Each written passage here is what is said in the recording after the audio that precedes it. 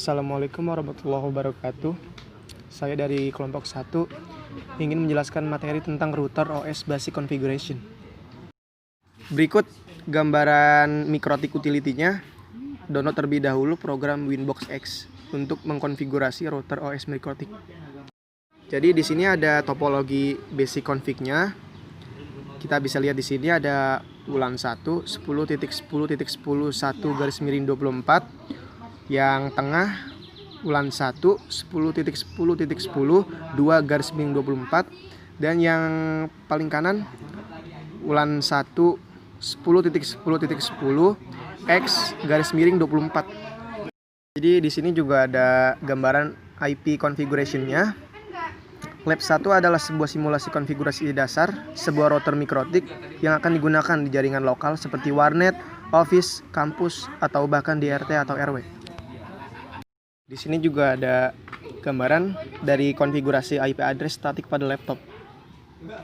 Jadi untuk gambar selanjutnya, hubungkan port Ethernet laptop Anda dengan Ether 1 pada router board. Pastikan Ethernet port di laptop Anda memiliki IP statik. Jalankan program Winbox X. Klik pada tombol untuk melihat router Anda. Yang selanjutnya adalah Lab 1 System Identity. Supaya tidak membingungkan, ubahlah nama router Anda. Bisa dilihat ya di contoh gambar. Yang selanjutnya adalah ada Lab 2 Wireless Config. Bisa dilihat ada perintah aktifan interface wireless strip ulan 1. Bisa dilihat gambar-gambarnya dari Lab 3 sampai Lab 6. Ada IP address config, ada gateway config, ada DNS config, dan ada SRC NAT config. Yang selanjutnya ada terminal atau konsol config. Di sini ada perintah-perintahnya untuk konfigurasi wireless sebagai medianya. Jadi selanjutnya ada installation debug. Jadi ini test ping dari router ke gateway, dari router ke internet, dan dari laptop ke router Anda. Materi selanjutnya ini adalah Network Time Protocol atau disingkat NTP. NTP protokol ini memungkinkan sinkronisasi waktu dalam sebuah jaringan. Jadi mikrotiknya ini support NTP server dan NTP client. Jadi ada 3 mode juga. Ada mode broadcast, mode manicast, dan mode multicast.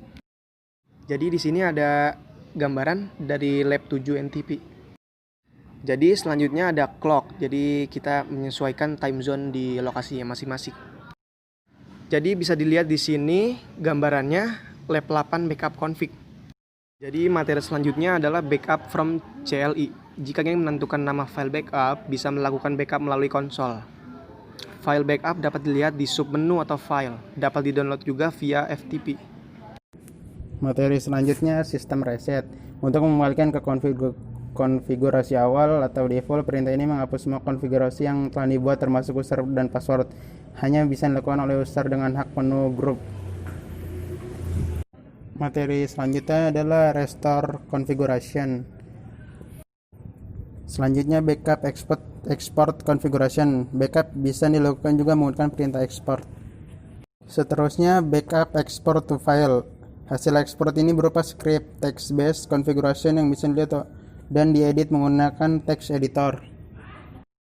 Restore import script. File script bisa langsung di restore ke router. Selanjutnya DHCP server, Dynamic Host Configuration Protocol, digunakan untuk secara dinamik mendistribusikan konfigurasi jaringan seperti IP address dan netmask, IP address default, gateway konfigurasi, DNS, dan NTP server, dan masih banyak lagi custom option tergantung apakah DHCP client bisa support. Lab 10 DHCP server. Lab 10 DHCP server 2. Terminal DHCP server wizard, konfigurasi DHCP server setup, if DHCP server setup, DHCP server interface Ether 1, DHCP address space 192.168.0/24, gateway for DHCP network 192.168.x.1, DHCP relay 192.168.x.1, ada recess to give out 192.168.x.0 192.168.x.20, DNS server 192.168.x.1, last time 3 die. Selanjutnya DHCP test. Ubahlah konfigurasi IP address DNS pada laptop menjadi otomatis. Cek pada laptop apakah sudah mendapatkan alokasi IP address dari DHCP. Yep, config enter. Cobalah melakukan koneksi internet. Selanjutnya DHCP manajemen. Daftar DHCP klien yang aktif terlihat pada menu DHCP server analysis. Untuk membuat IP address tertentu hanya digunakan oleh MAC address tertentu. Bisa menggunakan DHCP static. Selanjutnya ada DHCP static. Berikut merupakan gambarannya. Selanjutnya ada DHCP security 1. Dari klien yang terkoneksi ke DHCP akan secara otomatis dimasukkan ke dalam ARP table. Berikut merupakan gambarannya. Selanjutnya ada DHCP security 2. ARP sama dengan reply only. Klien yang bisa terkoneksi hanyalah yang mendapatkan IP address melalui proses DHCP, bukan pengisian manual. Berikut merupakan gambarannya. Selanjutnya ada DHCP client. Dalam kondisi tertentu, IP address yang diberikan oleh ISP yang akan dipasang pada router bukanlah IP address statik, melainkan IP address dinamis yang didapatkan melalui DHCP. Dalam kasus ini, kita bisa menggunakan fitur DHCP client. Selanjutnya ada DHCP client 1. Berikut merupakan macam-macam DHCP client 1. Pertama, interface. Pilihlah interface yang sesuai terkoneksi ke DHCP server. 2. Hostname. Nama DHCP client yang akan dikenali oleh DHCP server. 3. Client ID. Biasanya merupakan MAC address interface yang kita gunakan apabila proses DHCP di server menggunakan sistem radius. Selanjutnya ada DHCP client 2. Berikut ada macam-macamnya. Yang pertama, add default route. Bila kita menginginkan default route, kita mengarah sesuai dengan informasi DHCP. 2. Use peer DNS. Bila kita hendak menggunakan DNS server sesuai dengan informasi DHCP. 3. Use peer NTP. Bila kita hendak menggunakan informasi pengaturan waktu di router NTP sesuai dengan informasi dari DHCP. 4.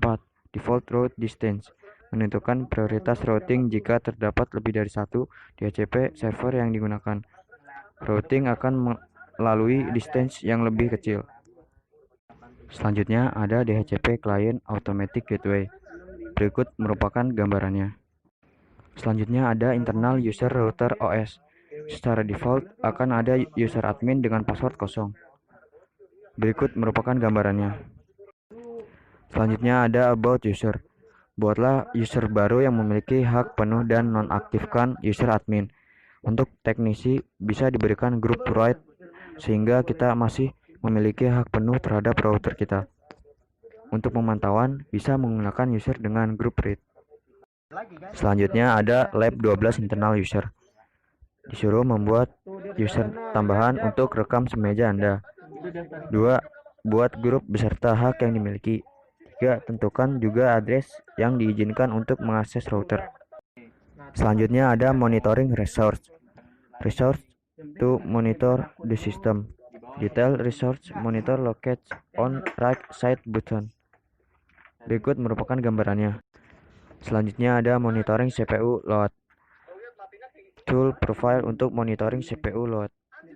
Berikut merupakan gambarannya.